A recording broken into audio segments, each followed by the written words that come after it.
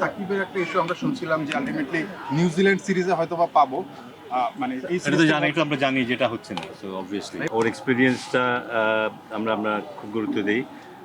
ও আমরা আশা করি যে ও খুব ভালো খেলবে। ওকে নিয়ে আমাদের আমাদের যথেষ্ট স্বপ্ন আছে যে মিডল অর্ডারে ও যদি ভালো স্টেবল হতে পারে, সেক্ষেত্রে আমাদের ব্যাটিংটা অনেক অনেক শক্তিশালী হতে পারে, কারণ ওর মতো একজন অভিজ্ঞ খেলোয়াড়ের মাঝখানে দরকার। সো সেদিক থেকেই আমার ধারণা এই সিলেকশনটা হয়েছে, এবং লেটস সি ও কেমন করে। ইন্টারন্যাশনাল ক্রিকেট, ইন্টারন্যাশনাল ম্যাচ সবসময় খুবই কম্পিটিটিভ, এখানে মানে আন্ডার এস্টিমেট করার কোনো সুযোগ নেই। পাকিস্তান নিশ্চয়ই এমন একটা দল পাঠাবে না যারা কম্পিট করতে পারবে না। এই মুহূর্তে ওদের সেরা দলটাই নিশ্চয়ই ওরা পাঠাচ্ছে। যাদেরকে নির্বাচন করা হয়েছে, তারা নিশ্চয়ই যাদেরকে নির্বাচন করা হয়নি তাদের চেয়ে ভালো করবে বলেই পাকিস্তান আশা করে, সে কারণে তারা তাদেরকে চুজ করছে। আমার ধারণা তাই, কারণ ইন্টারন্যাশনাল ক্রিকেটে কেউই চাইবে না খর্বশক্তির একটা দল পাঠাতে এবং এবং বেস্ট পারফরমেন্স আদায় না করার মতো একটা দল পাঠাতে। আমরা রিসেন্টলি 3টে ম্যাচই মিরপুরে হবে ফর অবভিয়াস রিজনস, এবং আমরা রিসেন্টলি দেখেছি মিরপুরে আগে যেই ট্র্যাডিশনালি লো এবং স্লো উইকেট হতো, তেমন উইকেট কিন্তু এখন হয় না।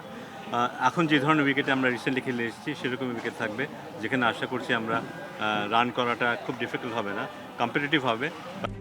RICL TMX, যুগের পর যুগ স্থাপনা থাকে মজবুত। রান করাটা খুব ডিফিকাল্ট হবে না, কিন্তু কিছুটা অ্যাডভান্টেজ আমাদের থাকবে, যেহেতু আমরা এই উইকেটে খেলতে অভ্যস্ত।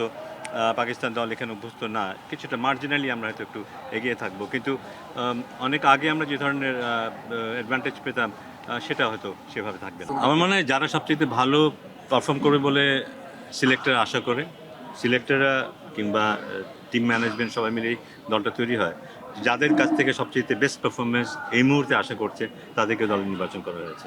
এর আগে যেই ফর্মেটে এতদিন ধরে আমরা খেলে এসেছি এবং বিশ্বকাপ যে ফর্মেটে হয়েছে সেটা শেষ হয়ে গেল। সামনে আমাদের মূল ফোকাসে থাকবে অবশ্যই 50 ওভার্স ম্যাচে 2027 বিশ্বকাপকে সামনে রেখে। তো একদিক থেকে এটা একটা নতুন একটা শুরু অবশ্যই।